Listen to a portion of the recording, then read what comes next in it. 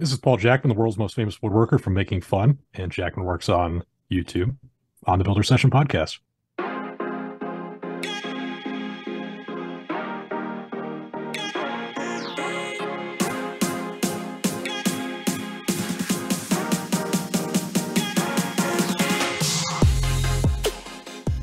Welcome to the Builder Sessions, a podcast where we chat with your favorite builders. We get to know them, their stories, and hopefully inspire you to get off the couch and build something cool.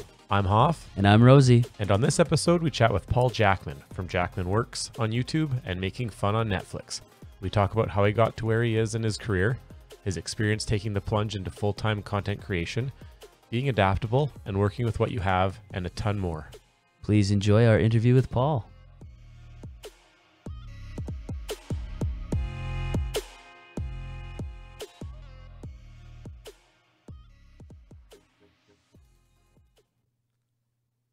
Paul, thanks so much for coming on the show today. We really appreciate it. Thanks for having me. I appreciate the invite. This is exciting. We've been looking I'll forward to forgive you this for being one. second to Graz, but that's okay. Hey, I was just like we sent him out, and it was whoever came back. No, I don't know. Well, maybe this will. Well, with Graz, with his show, our roadcaster here that we used to record.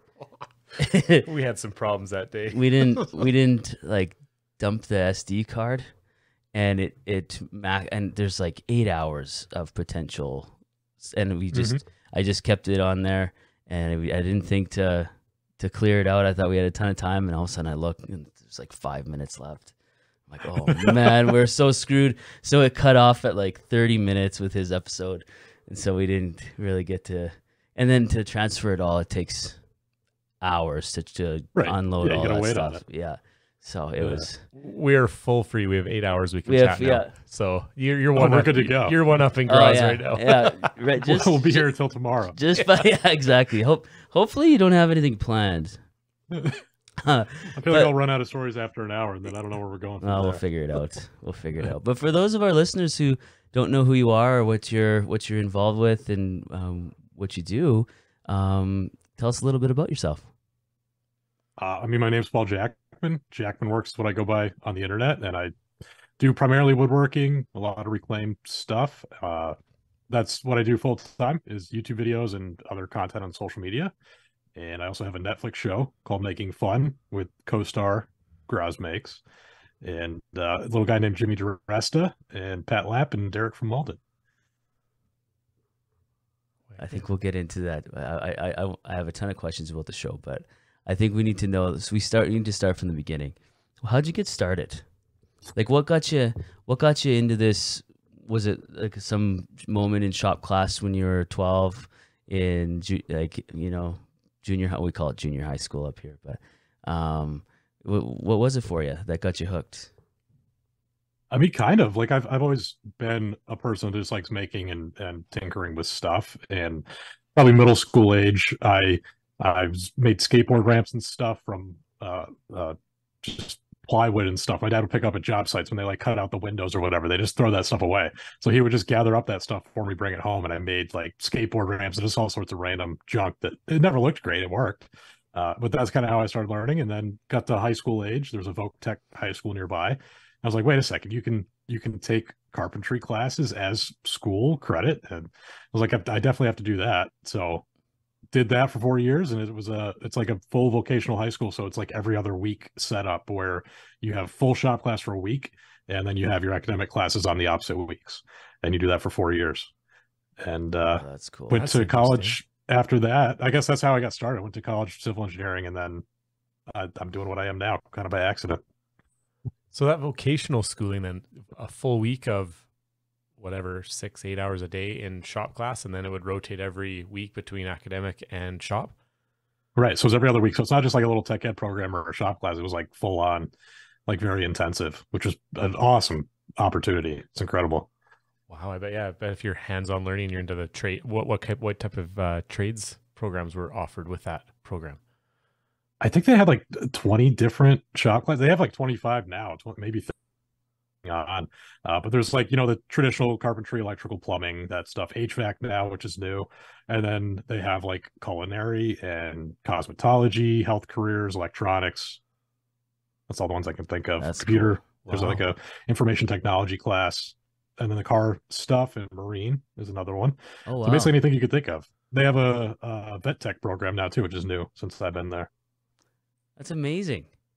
What a Yeah. cool So just opportunity. it keeps getting bigger. It's like it's it started, I don't know, maybe 50 years ago, 40 years ago when it was like new. It was kind of the place that the kids went to that weren't college bound. Yeah, It of was, course. Yeah, something that it's like, okay, give them a chance to go in the trades and do that. Now it's like the opposite. There's like a yeah, waiting list to get in there, and there's like the place that people want to go if they have the choice. So you have to like, it's competitive to yeah. get in there now. Isn't that refreshing how that change is happening? Yeah, yeah, that's awesome. I don't know how it is like across the country. That's in Massachusetts, and there's like a really good Voc Tech program here, Yeah, at least in New England and Massachusetts in the U.S. And it's great. It's like you get the hand-on skills, and also the academic classes are also just as good. Like I went to college after that, and I was fine for the most yeah, part. yeah. But I mean, like when I was in high school, my grades were horrible. I had like a 2.7 or whatever GPA. And our guidance counselor was like, you should probably think about being a mechanic. Yeah, Now, it's like not a well, low There's still a bit percentages of a of stigma. people. There's still a bit of a stigma, yeah. But I find it even in the last 5 years since I've been doing it, it's less and less of a dumping ground every year. And they're starting to realize that not every kid goes to university to get a science degree out of high school. right. Sorry. And they're starting to realize, yeah, you do need to know stuff and have a brain to be a tradesperson. I don't know how I Yeah, got into it, but it's other people. I was speaking for other people. Yeah, it was nice because like I had good grades, so I had the options to if I wanted to go to college or Of not, course, and yeah. I didn't want to because I was like, well, I got all this knowledge now. I can go out, work in the industry for a few years, and then start my own business. Like that was kind of always my plan. But I graduated high school in 2009, and I was like, well, there's not a ton of opportunities going on right now. So that kind of forced my hand, and I ended up going to college, even though I didn't really want to. I'm glad I did. It was fine.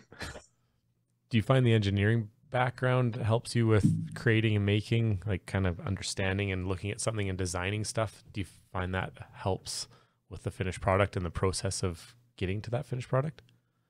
I think it does. It's really it's a mindset, like thinking Mm, like an engineer and like the engineering classes you take at school and the whole degree is it's for the most part like learning how to learn. Like it makes you very curious and just good at solving problems and figuring stuff out more than the engineering degree itself. Like you come out with specific knowledge like the civil engineering side of stuff, but a lot of it is just problem solving.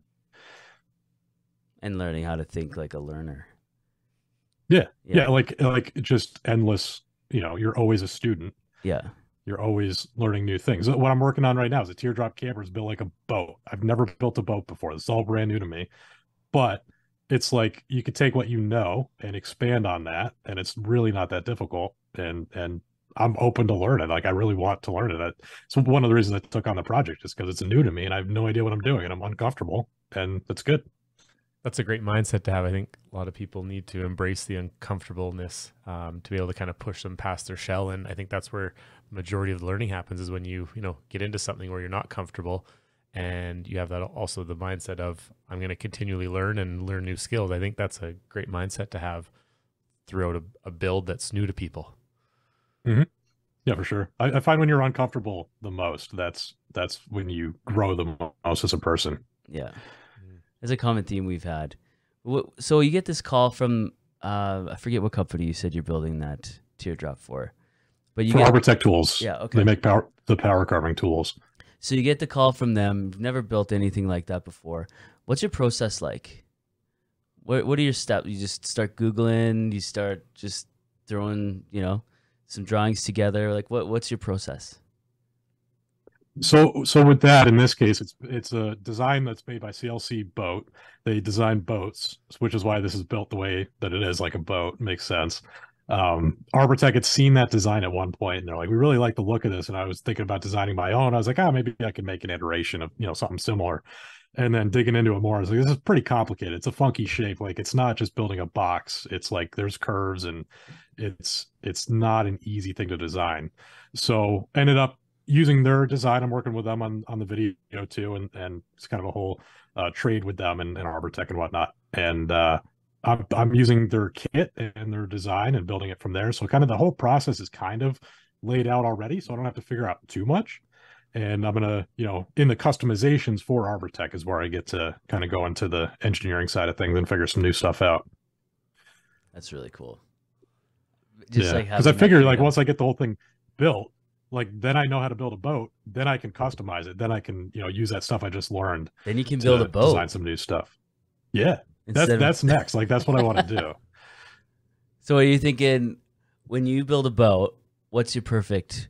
Are you paddles? You gonna put some like little electric like motor in there? Are you gonna put some 350 horse? Some big gas job? What would you do? So there's two different boats I want to build. The one that's been on my list, there's like a to-do list I have. It's been on there for years. Is a pallet wood strip canoe. So making my own strips for like a classic like strip canoe design, but out of pallet wood. So it'll be like all these different species, and in the U.S. at least, we get a lot of like hardwood pallets and stuff. I know it's not so much in Canada, but I'm lucky here. I get all sorts, everything you could think of in a pallet. So it'll be this cool rainbow of wood. That's cool. So speaking of the reclaimed materials, you do a lot of reclaimed projects or projects with reclaimed materials. How do you enjoy ripping pallets apart and reusing something that's been used to put a machine on, or stacks of boxes of tile? Like, you seem to do a lot of projects with reclaimed wood. Do you obviously enjoy working with it?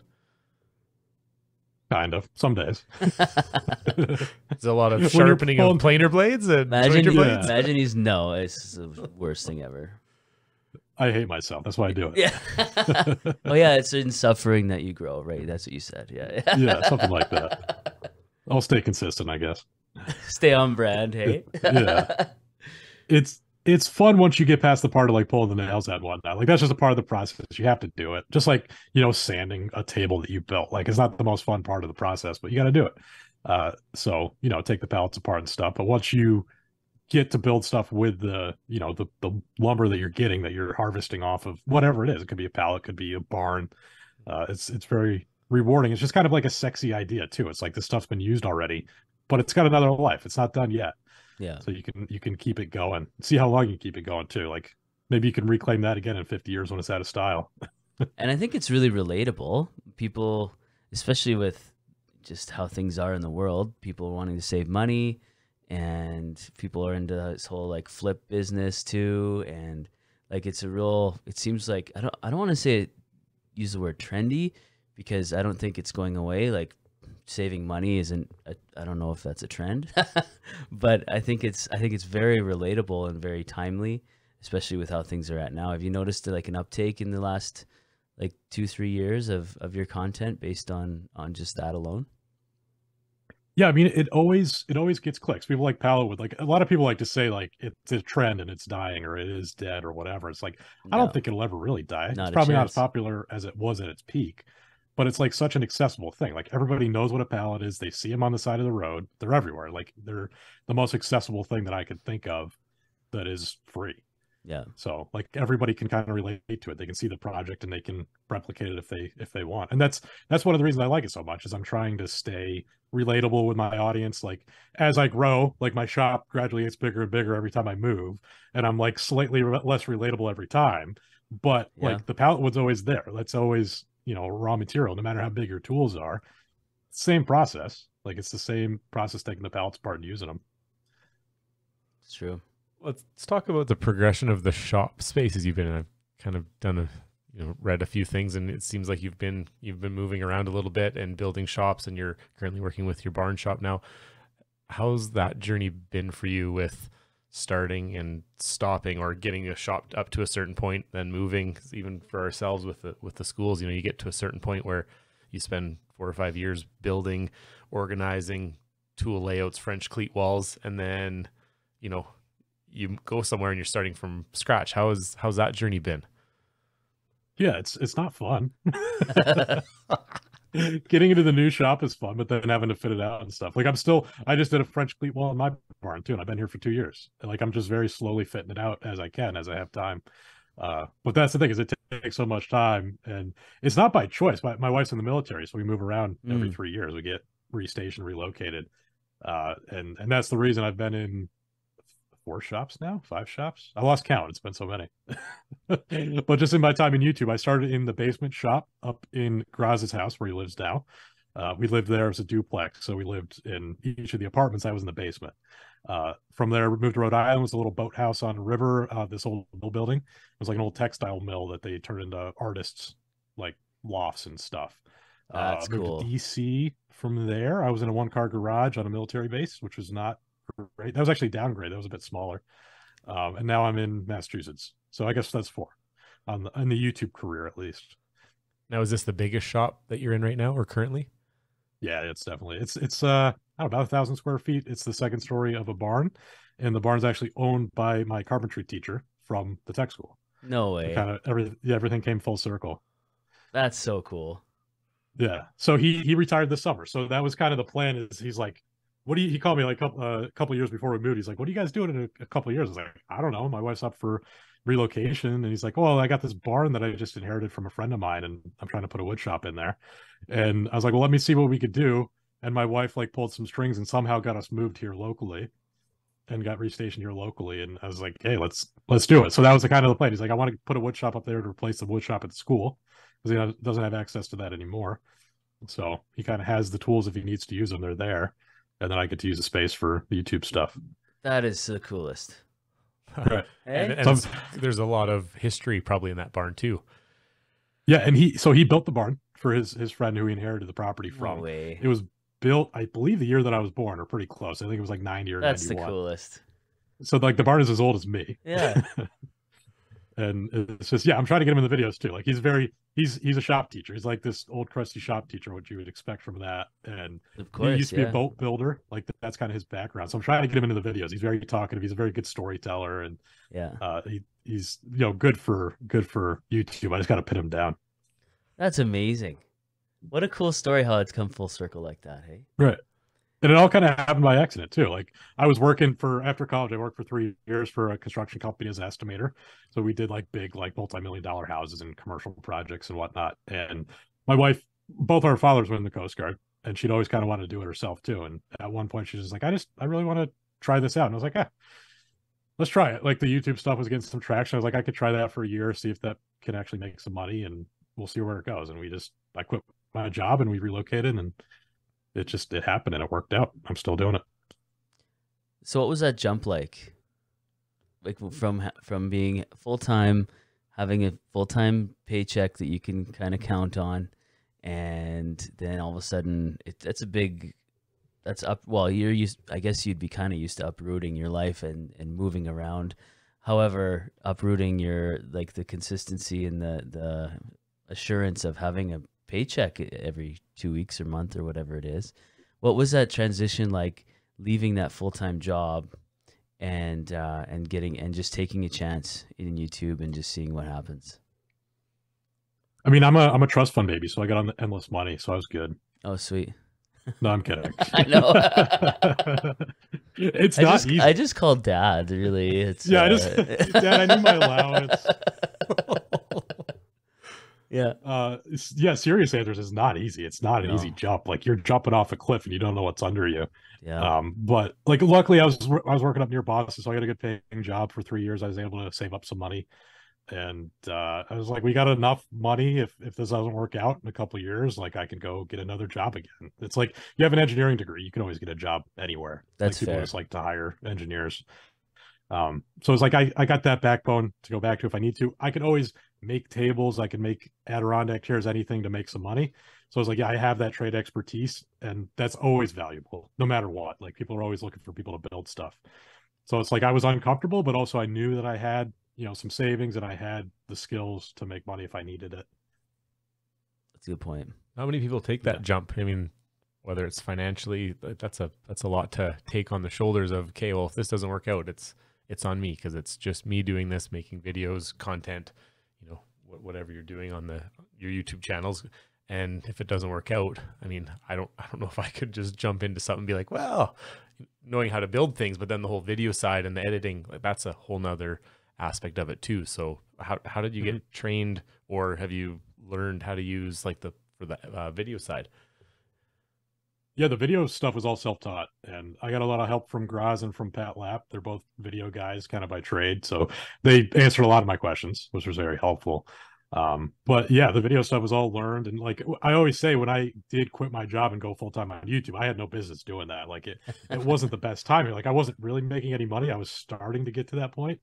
But like the natural progression of people usually, you know, taking YouTube full-time is like they get to a point where they're making money. They just don't have enough time in the day to do that and their full-time job. Yeah. So they're like, well, I'm making almost as much as I am at my full-time job, so I could quit now. I can, you know, I have enough income. But like I didn't have any business doing that when I had like 30,000 YouTube subscribers, I think, at that point, which is like, I'm not making much money. Like I'm not making enough to pay the bills for rent and all that stuff. But you know, I got to that point. Like the first year I lost money, which is like not super surprising. The second year I made some money, and then I was making as much as I did at my full-time job after, I think, 3 years. Oh, wow. So it takes time to get there. Yeah. Blood, sweat, and tears, hey? Right. That's the thing, is like after 1 year, like maybe I should have quit on it, but I was like, I saw the traction, I saw the way it was going, and you know, we you know, had my wife's paycheck, which was a steady paycheck, and health insurance, which was There you go. very key. Yeah. So that helped out a lot. So from there, is that how you kind of got involved? Well, you said you were kind of roommates with Graz, but house. Yeah, we slept in bunk beds. Duplex mates. Yeah. Stepbrother So style. much room for activities. Yeah. But we're woodworkers, we could do that. Is that kind of how, like through the YouTube channel, is that kind of how you got involved with making fun, or what? Like, how did that come up? Yeah, I mean, that's how me and Graz met, because we lived in the same building, and that's how I got connected with Carolina Shoe, because he used to work for their parent company, Right? And he kind of helped me work that deal out with them. But yeah, that's how we met, and then met Derek and Jimmy. Jimmy I met through YouTube. Pat I met through YouTube. Derek was just kind of a mutual friend from them, and like Graz and Derek have their own history. They grew up in the same town, I guess. And you know, Jimmy and Derek are best buddies. And the way that the show came together is kind of, long story short, I think Graz probably told the story too, but we were filming a video in New York City for when I hit 100,000 subscribers. You get access to the YouTube space in New York City, and I was like, well, let's shoot a video there just for the fun of it, and just made a little video with a little skit, and made a giant Adirondack chair as part of that skit. And I was like, hey, you know, maybe Jimmy will show up in the video, because he's in New York all the time. So we called him up. He's like, yeah, well, I'll be there, sure. And he's like, hey, Derek's with me. Can you care if I bring him on? And I was like, oh yeah, totally. Let's have him in the video too. So we kind of wrote him into the script and took this photo at the end of the day. Just, you know, it was like, hey, let's take a photo while we're all here. We can all fit on this chair. And we did that.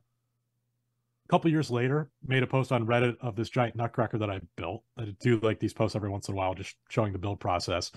A TV producer saw that, found that photo of the 5 of us, and she's like, who are these guys? I want to talk with these guys too.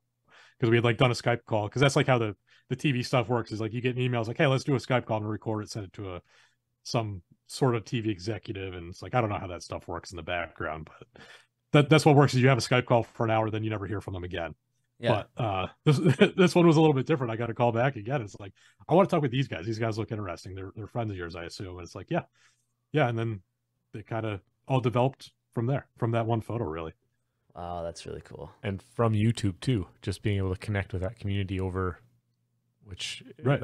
Like back in the day when there was no social media, internet, probably was a lot harder to, you know, collaborate, connect with people. But I think that speaks volumes on how far YouTube and, you know, I think social media can be negative, have a lot of negative effects, but also the positive is huge for starting communities, you know, networking, collaborating. That's pretty cool to meet a good solid friend group over YouTube while you're creating videos. Right. Yeah. It's the internet's great about connecting like-minded people, which as you said, is sometimes not great if you think the earth is flat or whatever. But if you're into woodworking, it's great. This call is over. I'm just kidding. Can you imagine? So one of just our cut off the audio right there. yeah. Sorry, I can't hear you. I don't know what's going on. I don't know what happened. I'm driving there, through a everybody. tunnel in my living room. Yeah, exactly. So I think I know the answer to this next question, but I want to ask it in case there's a different answer. As you're growing up or getting into the trade side of things, or getting into engineering or into YouTube, who are the people that really inspired you in your journey for any part of that process? But who are the people that really stick out to you as far as like inspirations that really like helped you along, maybe like mentor type people who you kind of credit for kind of where you are today? I mean, YouTube specifically would be Jimmy DiResta, Tim Sway, and then Steve Ramsey. Those three guys have been doing it for probably longer than anybody. I stumbled upon, I don't know who it was first, Jimmy or Steve, their videos, and from Jimmy, I think I found Tim Sway, and he's like such an unsung hero of the woodworking YouTube community. I think like he's been doing it for a long time. He kind of flies under everybody's radar, and he just religiously publishes weekly videos. He's doing like almost exclusively like guitar builds now. Like he's a musician. Oh, cool. By trade. He was a full-time musician for a while, and then for a bit he was making like coffee tables for rich people, and that evolved into making guitars and a lot of reclaimed guitars. Like his thing is just reclaimed, like almost exclusively everything he does is reclaimed materials, and he's inspired me a lot. He was a help, a big mentor when I was getting into YouTube stuff and quitting my job, and like he was an instigator in that decision as well, because we went down and met him at a maker fair in Connecticut, and that was the first time we met him, and he was talking to me. He's like, everybody he says this to, I think, but he's like, yeah, quit your job, you gotta go out on your own and do something. Like you could do it. And I mean, it worked out, so I guess he was right. That's a big piece of advice to just throw on someone, right? Hey, just quit. Just the career that you've spent X amount of years, honing. Let's quit it. It's fine. But also, there's probably some there's probably some freedom in that though too. Hey, like when you like boxed up your things from your desk and walked out, was that where you're like, oh my gosh, this is happening? Yeah, it was straight. It was, I don't know. It's complicated. Like when I left that company, like I liked my time there. My boss was great. He was an awesome mentor too, and we really got along well. They ended up firing him about the same time I was going to leave anyway. Like the plan was for me to work remotely, and they fired him. And the whole estimate department was like, I think we're done here. We're going to leave, just because like he was kind of the whole thing that was tying the department together. And we're like, I don't really want to work for anybody else here. So it was like great timing. It kind of worked out for me. I was like, all right, I guess I won't work remotely. I'll take it out. Try something else, try something on my own. So that kind of forced my hand there a little bit. Yeah, but, I can imagine just being like, well, I guess the timing's okay. Well, that's a mark in the pros column of my pros and cons list of if I should do this or not. Right. Yeah, because I was like 1 foot out the door. I was like, yeah, I'll work remotely. That'll be fine. And then once I got rid of him, I was like, I think the working remotely thing is going to be tough. And that was before working remotely was like a thing. Like that was a bit before its time. Yeah, definitely before COVID. Hey. Now it just seems standard. Right? Yeah. When you go to apply for a job, can I work from home? Yes, you may. Yes. Right. That probably would have just been what I was doing anyway, and I probably wouldn't be doing what I'm doing now. I would have taken that remotely and kept doing that. Oh, yeah. Man. So you're involved with so many different projects and use different materials.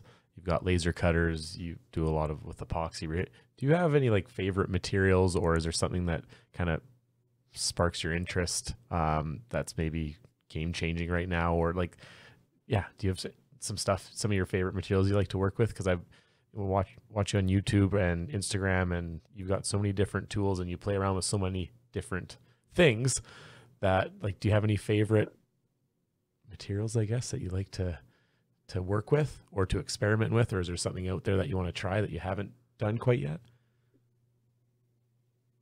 I don't know. I mean, there's this new material called, I think it's MDF. It's really nice. It's like a new luxury material they're coming out with and developing. It's really nice. Yeah. Very structurally sound, right? Yeah.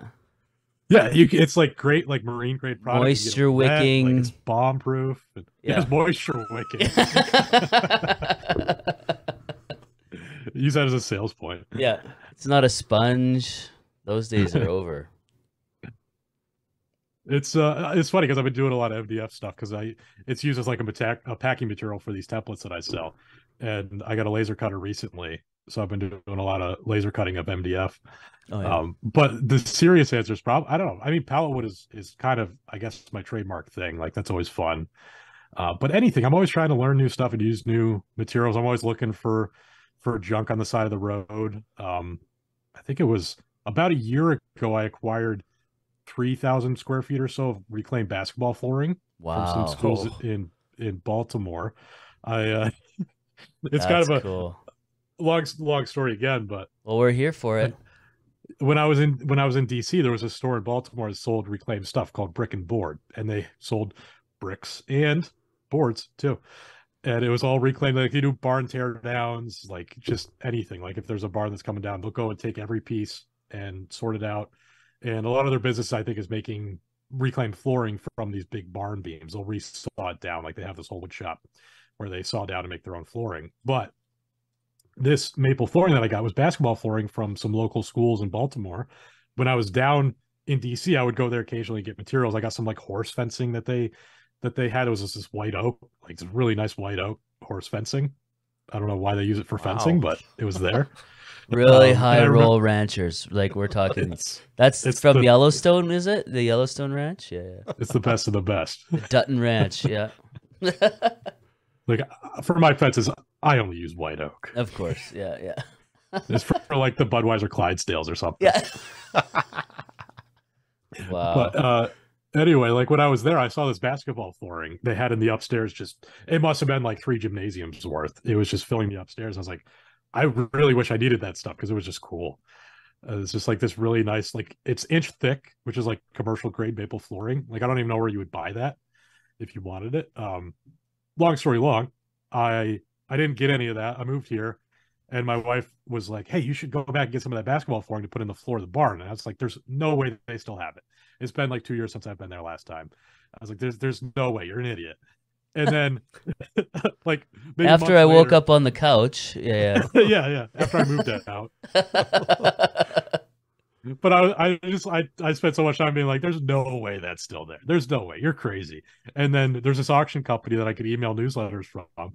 And I get this email from this reclaimed company called Brick and Board. I was like, there's no way that's the same place. It was like, no, that's the same place. They got a new location. They're moving. And like, we don't want to move all this junk. So we're just going to sell off, half our inventory. So we don't have to move it. I click on there and there's basketball flooring. And I was like, all right, I have to get it. Wow. I called my wife. I was like, all right, we can end our separation now. We can get back together. Yeah.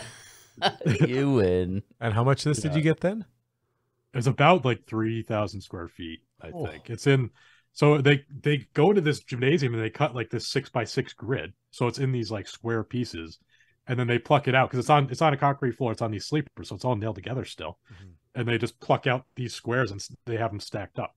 So there was a whole process going down to Baltimore. I rented a big Penske truck, like the biggest one they had, and just filled it with this flooring with a buddy of mine and brought it back here.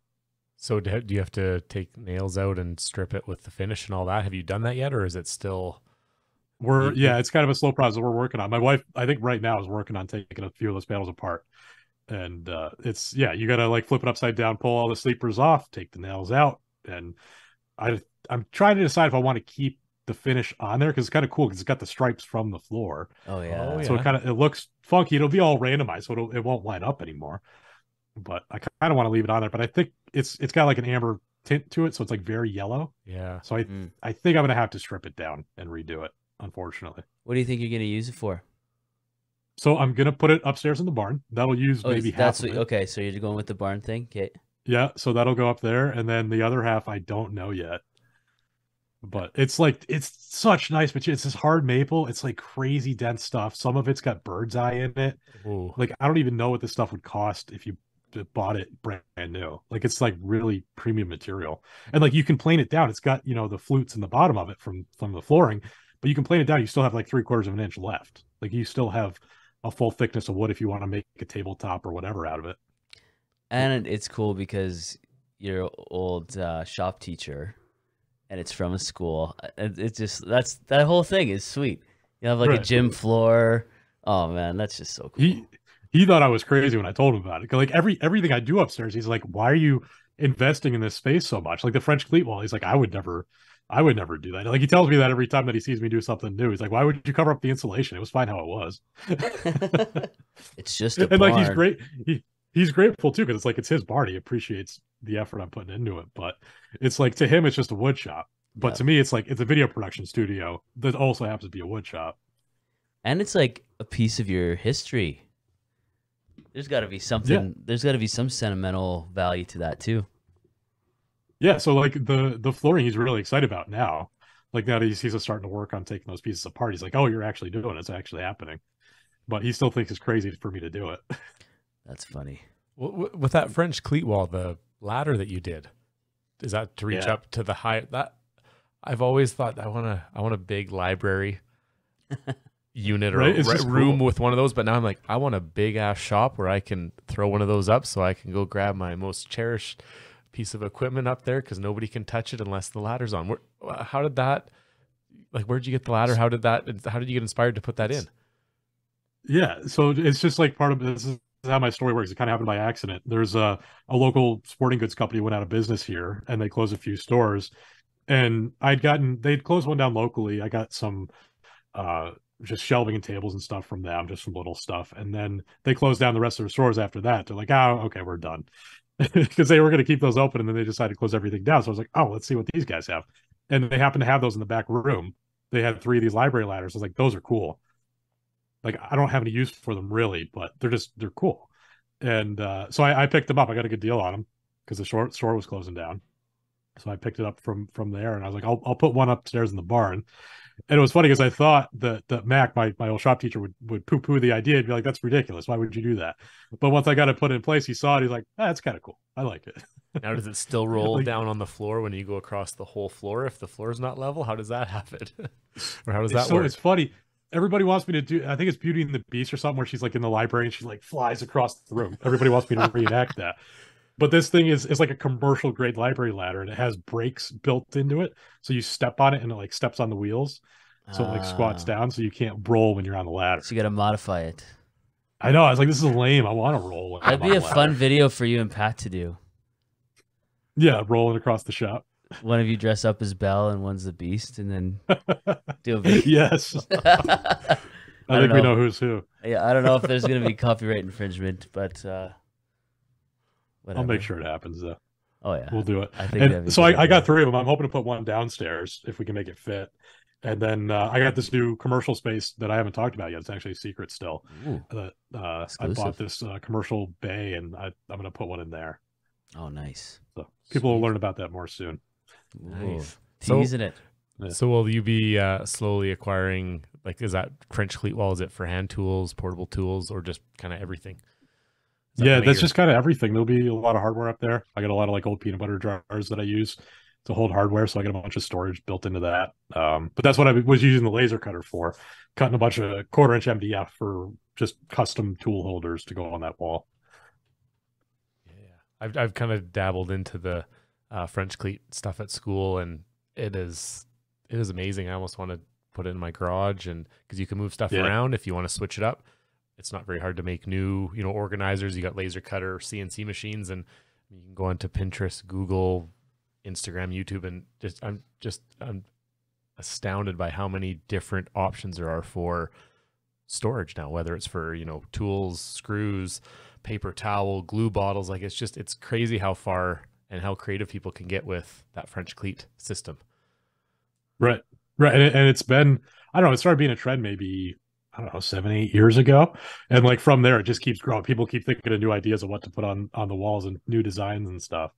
And it's cool to see it grow. I built a French cleat panel in the basement shop probably 7, 8 years ago when it was starting to get popular. Yeah. And those panels, because I built the French cleats onto a sheet of plywood, those panels came with me every time we moved. So those have been in every single shop since then. So that's one of the reasons I like the French cleats. It's modular. So you can, like you said, you can customize it, move it anywhere, relocate everything. And when you build them on a panel, you can just bring it with you and hang it up on the new wall. So those were hanging up on that wall where the new French cleat wall is. And I just recently got rid of them because I wanted to fill the entire wall with French cleats. That's a great idea, putting the French cleat on panels and then just screwing the, what would it be, like 3/4 inch plywood that you're attaching them to? Just 1/2 inch is good enough. Oh, wow. Those first ones I did were 3/4 cleats on 3/4 panels, and they're really heavy. But I figured out you don't need that much. The 1/2 inch is good enough for the backer panel. That's wicked. That's a great. I'm like, okay, I gotta start building panels for the garage, and if we move, they're coming with me. Yeah, you can always use it. It's funny because like the panels, as I moved, they gradually got smaller and smaller because I cut them down a little bit to fit them in the new spaces. So I ended up now that I have like 3/4 of a sheet of plywood left. So that's why I made the new ones. You don't have that panel stretcher? Yeah. I know I should. It's new. Harbor Freight has one. That must be new. Yeah, it's new. It's just they just revealed it at one of the trade shows. Yeah, I got my 20% off coupon for it already. Oh, sweet. Yeah, I'm on that email list too. Even though we don't have Harbor Freight in Canada. Princess Auto, that's what they call it. Right. You got that or the Canadian Tire? Yeah, we got Canadian Tire. That's a little, I don't know. It's a little different though. A little different. Yeah. My first trip to Canada, I was like, Pat, we got to go to Canadian Tire. I got to see it. It's more than just tires. It's wild. It's like a Walmart, really. It really is. It's a Walmart for Canadians. Well, there's even some of them even have like, there's clothes. Yeah, it's really true. I never thought about it like that. It's kind of like a Walmart. Really? We're walking through and I was like, oh, they got tools, they got tires. That's expected. And then I was like, oh, they have hockey equipment. Yeah. All right. That's kind of expected. And then I see food and stuff. I was like, all right, this is different from what I thought. And fishing equipment. And there's like, you can buy a blender while you're there. Yeah. They got bikes. Barbecue. Everything. Yeah. Love Canadian Tire. There's auto parts section. Anyways. This episode is not sponsored by Canadian Tire. Any news? Can you share any news on if there's going to be a new season of Making Fun? Or is that just kind of out there? Yeah, I mean the latest we have from Netflix is it's not an immediate season 2 renewal. It's not a definite no. I think that means no, but that's what they told us is we're not getting renewed right away. Just this week, the Emmy nominations, there's like a new kids Emmys thing. Making Fun was nominated for one of those Emmys. No way. What? Congratulations. So that's news. That's amazing. Yeah, that's breaking news. I don't think we've even published that yet. But that maybe makes it a little bit more hopeful for season 2. We'll see. That's amazing. How is it working interacting with the kids? Because it seems like Jimmy's quite, stern, and you guys would be just all these different ideas. I've watched it with my kids quite a few times. And did you have a blast with that, I guess, process and bringing the kids on and, getting to pick their brains about these crazy ideas that they want you to build something for them? Yeah, that was a lot of fun. It's funny in the edit, like it looks a lot more punchy than it was. Yeah. And because like each of those kids we probably talked to for an hour. And then they cut it down to that little segment that's probably 2-3 minutes with all the kids all together. And the kids were fun because they appreciated it. They picked up on our sarcasm very quickly. That's the best. And like they realized exactly what was going on as soon as it happened. Like I've seen a lot of adults complain on Twitter or whatever that like we were too mean to the kids or stuff like that. It's like, no, the kids were punching back as much as we were punching at them. Like the kids, they're a lot smarter than people give them credit for, and they can pick up on subtle stuff like that. But yeah, it was a lot of fun because like once the kids realized what was going on, like at first, like they are on their screen on Zoom or Skype or whatever, and they see these like big 5 hairy guys like in their faces. They're like, oh, what's going on here? And then we start joking around with them, and they loosen up real quick. They're like, oh, these are just 5 kids that happen to be adults too. Yeah, old kids. Yeah.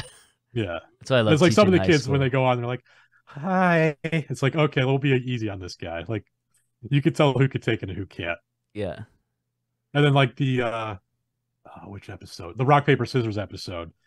Those 2 kids like they started like fist fighting each other in the middle of the call, and they were like calling Jimmy an old man, and like they were really laying into us. So like they were a lot of fun to really lean into and roast a little bit. That's cool. And they enjoyed it. And I think Jimmy gets painted in that like old, like grumpy old man kind of light. But I think There's this other documentary or something that I just watched with him, and I don't think that's him at all. From you could probably, I don't know what to clarify that, but I think, is it just like a Netflix thing, just to kind of, they pick up on, or just maybe film and TV in general, they pick up on one trait and then that's what they focus on the whole time? Yeah, that's the thing, is like we're all ourselves on the show, but we're like a caricature of ourselves. We're like an Yeah. extreme version of ourselves. Like I'm the engineer, and they turn me into like the nerd on the show, and like Jimmy's like the grumpy guy, which is like he keeps saying, like, to defend himself, he's like, I'm not that grumpy. I don't hate kids. It's like, well, kind of. It's half true. It's half true. Like we all play to who we are, and it's on TV. You have to blow it up a little bit more than Yeah. what it is in real life. So he's like the most lovable guy. He can get grumpy, especially when he's around TV executives. So like it was easy for him to play the character because he was around TV executives 10 hours, 12 hours a day. Yeah. But yeah, like he's the sweetest, like most lovable guy. Like especially him and Derek are like such softies, which you probably wouldn't expect. Just seeing their faces, you might judge them otherwise, but like they'll cry at the just seeing a puppy. Like they're so sensitive. You can kind of see like, that it's great in some of the more recent like videos about well, Jimmy for one, just how he just seems like a real nice dude, He is, and he's so welcoming and like just understanding about just everybody, wherever they come from, doesn't matter. Like they're always welcome. Did you find working with those, speaking of executives, having those people like looking over your shoulder all the time, did it take away from some of the creativity of like making in general, or did you guys just have like a full reign to just do whatever you want and they just hit record? It was a bit of a mixed bag, I think. Yeah. We butted heads some just because they're TV executives. They want something different from what we want. Like we just want to make stuff and make cool stuff and have fun. And I think we got really lucky. The showrunner, Mike, was very, very understanding and very adaptable, more than I expected. Like I expected TV producers to just be like, hey, this is what we're doing. You're the talent. Do what I say. But like we would throw out ideas to him and he'd be like, I like that. Let's do that. And like just like little video editing tricks or whatever. Like I do a thing in my videos where I like have something glued up and I drop it on the table and the clamps disappear. The clamps fall off. And I was like, hey, when we had the guitar neck glued up, I was like, hey, can we do that where we drop the guitar neck and the clamps fall off? And they're like, yeah, that's a fun idea. And they set up the cameras and they shot. It's like a half a second sequence in the show, but it made it. That's cool. And it's in there. And like if in the intro, this is one of my funnest memories from the show, is we were recording the intro. There was a lineup of me, I think it was Pat, Graz, and then Derek. I don't remember the order, but Graz was like 3 into the lineup, and he's shorter than the rest of us. Like we're all pretty tall. Like I'm 6'3", I'm a big guy. Like all of us are pretty big guys, and Graz is like probably average height, but next to us he looks really short. So we like kept leaning into that, like he was the little short guy. Like we kept making fun of him for that. So in the intro, they're recording it. I'm first, and then they go to Derek, and then they go to Graz, and once they got off of me, I could go behind the monitors and kind of watch what was going on. And I saw they had to, as they went from Derek to Graz, they had to adjust the camera down a little bit so they got to his face. I was like, hey, Mike, what do you think about like doing that like very deliberately, like going from over Derek, going to Graz, and then going like, oh, have it tilt the camera down. That's awesome. And I like going into the show, like I expected when I did stuff like that, them to be like, go to your trailer, you're the talent, like don't tell me what to do. But it was like the complete opposite of that. Like they were like, that's really funny, let's do that. That's cool. And they spent like an hour completely resetting up the camera, setting it up on a slider, and redoing everything just to get that shot for the intro. But it made it, and it's really funny. That's sweet. The way that it came together. It's gonna be such a fun experience to be able to work with a close group of friends and have kind of free reign and have this creativity and just make things, whether it's, wow, there's metal, lathe work. There's so many different types of mediums that were used. And it seems like from watching the show quite frequently, a lot of fun. And I just think, like, if I could work with my friends, that would be wicked. The show is called Making Fun. So yeah. Fair enough. Now, have you done anything with that group, with Graz and Jimmy and Pat and Derek prior to this? Have you been in part of any big projects together, or was that kind of the first one? I mean, besides like we did the YouTube video for my channel in New York City, we kind of all worked together on that. But I mean, me and Pat have collabed on a few videos. We did one recently after the show came out. We built a table for a Canadian, French comedian, Mike Ward. You guys probably know him. Yeah, I've heard of Maybe. Mike Ward. I haven't. Okay. I heard the name. Yeah, yeah. He's very famous in Quebec. It's funny. He's like very famous in like a small group of people. Yeah, Kind of yeah. like I feel like the same way for me. Like I'm very well known like in a very small group of people. So it's like I'm not famous, but I am in a very niche group. Yeah. So like it's kind of the same for him. So he sold out the Bell Center, which is where the Montreal Canadiens play. He sold that out for a live podcast, and me and Pat built the table that was center stage at that show, which is kind of cool. Since the show, are you starting to collaborate more together and do? I know you and Pat are, take quite a few projects, but then with Jimmy, and you stay in close contact. Yeah, I mean we're always still talking with each other, and me and Pat have built. We've done a couple projects together since the show came out. Like me and Pat are probably the closest. With me and everybody else on the show, we've done probably 4 or 5 collaboration videos together. But it was nice, like just working with your friends. Like it's not like people saw the show and who weren't familiar with us just assumed that like Netflix went out and casted 5 people that looked like they were woodworkers, because like you look at the 5 of us, it's like, all right, you fit the bill. Yeah. But like that's not what happened at all. Like we were cast as a group of 5 friends, and we have like very varying experiences and varying things that we're good at, and we kind of fit very well together. And in places that some of us are weak in, like we kind of supplement each other very well. And it was kind of just happened by accident. It was the perfect group of people, I think, to make that happen. That's awesome. Yeah, definitely was. Yeah. So going forward, do you have any advice for someone who's looking into getting into woodworking, or maybe making as far as like a hobby, or basically what you're doing, all the things that you're doing? If someone wants to get into that, and whatever aspect you want to choose, whether it's the engineering side of things or woodworking or making in general, what advice would you give them? I mean, I would say look around your home and see something that you need and then build it. Like there's always a need for something, and it doesn't have to be great. It's not gonna be good the first time you do it, but like that'll get your foot in the door. And like once you start acquiring tools, like the process gets so much easier. Like you get like your first set of tools, your first set of cordless tools or whatever, and it's like that opens the door to a lot of stuff. And like once you start, like the barrier to entry is a lot smaller as you go. But just find something you need. Like that's kind of naturally the way to do it is like, oh, I need a dining table. Let's build a dining table. It won't be perfect. This was my first project, but like you'll learn from it. And maybe a few years later, you'll build a different dining table and pass that one down to somebody else. Or like Adirondack chairs is something I recommend to a lot of people. I planned on my website. I built them in high school, and people see them and they look fancy. Like they're like really nice. They have curves on them, but it's like, it's a great beginner project. It's way easier than it looks. Like you cut the pieces to size and you put it together, kind of like a little kit build, like if you're building like a little model car or something. And it's like the curves are built into the shapes of the pieces of wood. You don't have to form the curves yourself. You're cutting straight lines, and then the finished project is curving. It looks fancy, and you could show it to people and be like, hey, I made this, and they'll be really impressed. But you're like, you don't have to tell them it was easy. Yeah. So I noticed when you were describing, or when you were responding there, you mentioned it won't be perfect. Now, do you see a lot of that in just in like our society, as far as this need to have it perfect the first time, and people's not being willing to grow in that way, like we talked about earlier? Is that a common thing people need to get over, you think?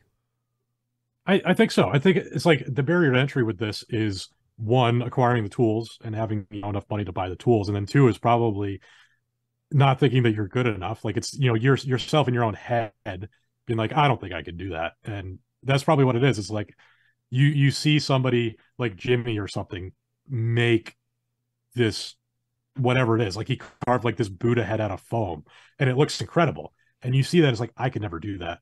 It's like, no, You probably could. Like, it's not as difficult as it looks. Like, we're not that special. Like, Yeah. we've been doing it longer, so it looks more perfect than it will be the first time you do it. But like, the best time to start is yesterday.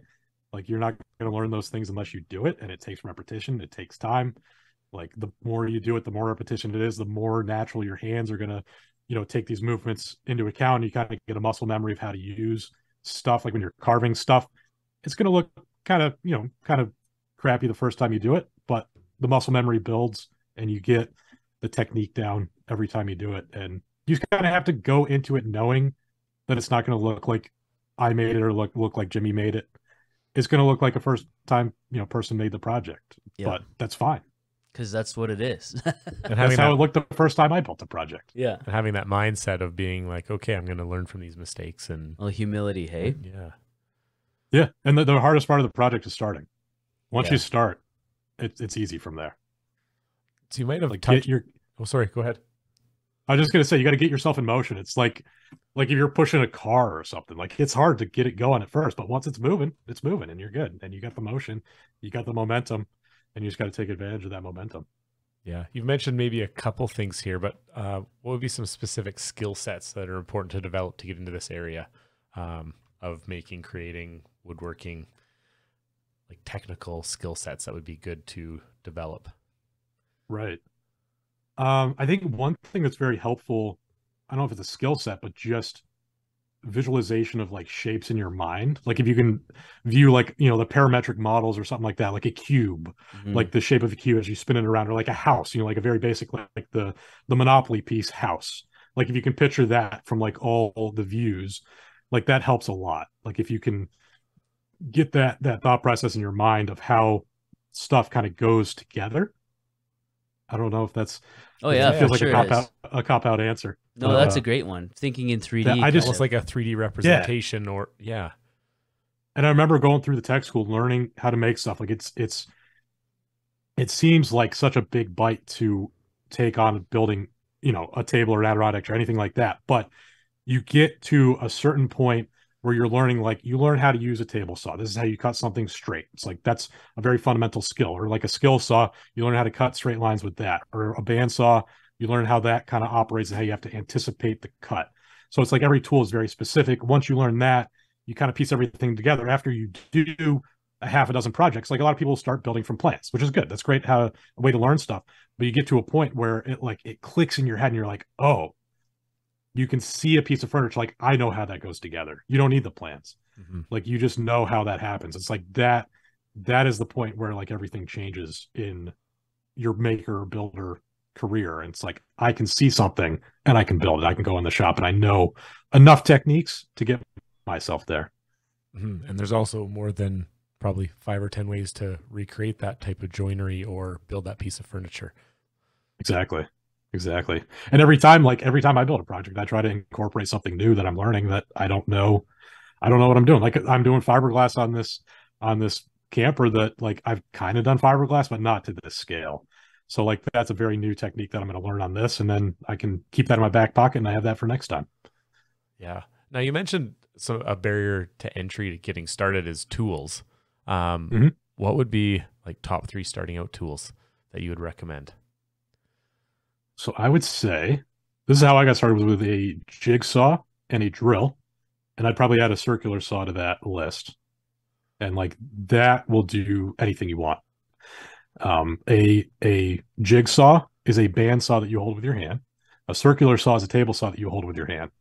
So, like, you can do any of those processes, just, at a smaller scale. It takes longer. Really, it's slightly less accurate, but you get good with a skill saw, you can cut a pretty straight line that'll compete with a table saw. But You jigsaw, can also drill, get tracks for those circular saws and saw. different accessories for each one of those to turn them into multifunctional tools too, right? There you go.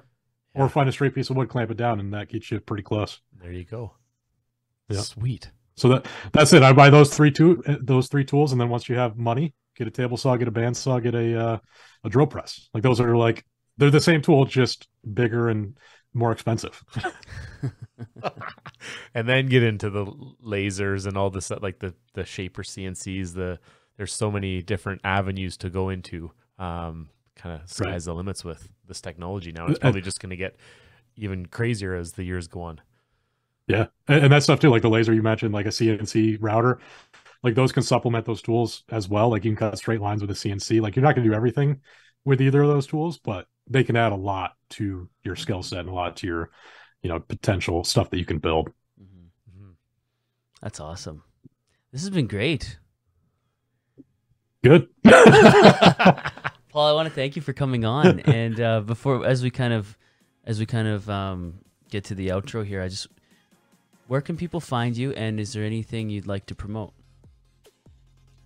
onlyfans.com/Jackman Works is always a good place. Oh, perfect. Well, is that like that? Is that the foot one? Yeah, it's the foot one. Hey, it's anything, whatever you want. Oh, okay. Just pay enough money. I'll do what you want. Just send me money. There's different pay levels, tiers here. It sounds like you want feet, so I'll do that. Hey, whatever blows your hair back, I guess. JackmanWorks.com. You can find everything there. Yeah. Anything? That's pretty much it. Making Fun on Netflix. That's the Netflix show. If you haven't seen that yet, go watch it. There's 8 episodes, 8 different builds. The kids give us ideas, and we build. We pick one of the kids, and we build their idea, and that's the whole episode. That's awesome. So that's a lot of fun. And it sounds by our conversation, you're mostly active, like I guess, on the YouTube channel and your Instagram. Yeah, YouTube, Instagram, and TikTok are the biggest things right now for me. And we'll link to those in the show notes. Yeah, thank you. And go check out Making Fun on Instagram too. And from there, that links out to the whole cast from Making Fun, so you can find everybody that way. Awesome. And yeah, like I said, we'll link to all those in the show notes of this episode. Paul, thank you so much for coming on. This is awesome. We appreciate it, and maybe we kind of want to have you on again, and maybe have like Roz on too, or have some sort of do something fun in the future. I think that'd be really cool. So thanks. I'm down for that. Thanks, Paul. We really appreciate it. And thank you, everyone, for listening. Thanks, Hoff. Thanks, Rosie. And we'll see you guys in the next one.